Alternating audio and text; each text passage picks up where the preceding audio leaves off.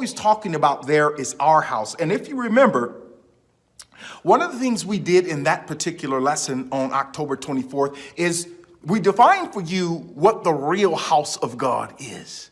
Where that sanctuary, where that temple, we can talk about that if we need to. I don't think we need to. But we were talking about, with respect to praise, where that praise, A, should originate. And the second part of that is, where is it? Where is the real house of God? And what we said at that time with respect to our key verse in that particular lesson and our devotional reading anyway, is there was a time, and really when Moses went up on the mountain, he said, I got to turn aside and see this great sight. And he went up on the mountain and God said, Moses, and he said, take off the shoes, for the place the place that you're standing is holy ground.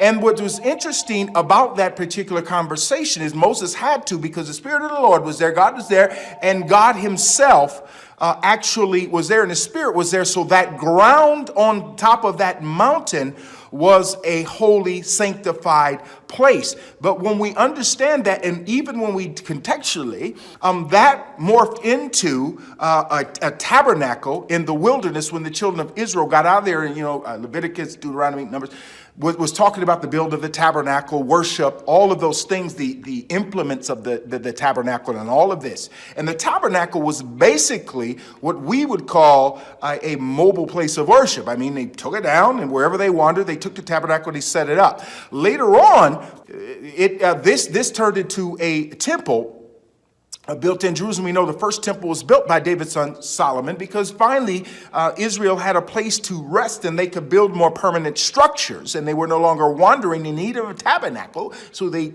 went and they built the temple. Second temple was built by Herod, and we believe prophetically a third temple is going to be built according to the book of Revelations. This is not a presentation on eschatology, but I'm going somewhere with that. Those were physical places where the Spirit of the Lord dwelled, and then there were different levels to the tabernacle. Everybody couldn't walk into where Moses walked into, or where Aaron walked into, or the priests walked into, and even in the temple, there were different levels. But we live in a time when we're talking about our house where the Spirit of the Lord, remember, wherever that Spirit is sanctified, is holy ground. So I said to you at that time, even any place, if the Spirit of the Lord is with you, walk in holiness, any place you dwell is holy ground.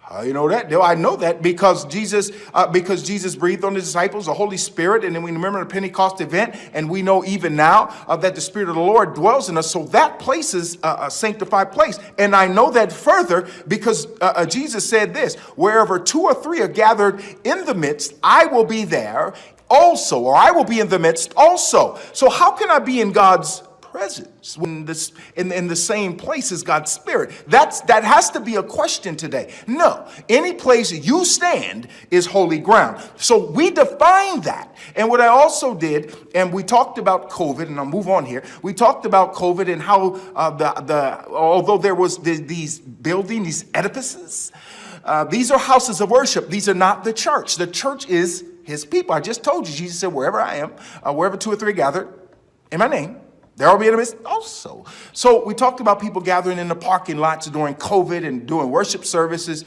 even on Facebook, wherever that thing took place. And I gave you Antioch Baptist Church, they did during COVID. They took the worship outside with respect to as oft as you do this. Luke chapter 22, do this in remembrance of me. And when the communion process between Jesus and disciples, and they took that portion of worship out into the parking lot and did a drive-through communion. So again, the saints were out there, Deacon Dennis and the saints at Antioch, Deacon Dennis Moore. So that place was holy ground.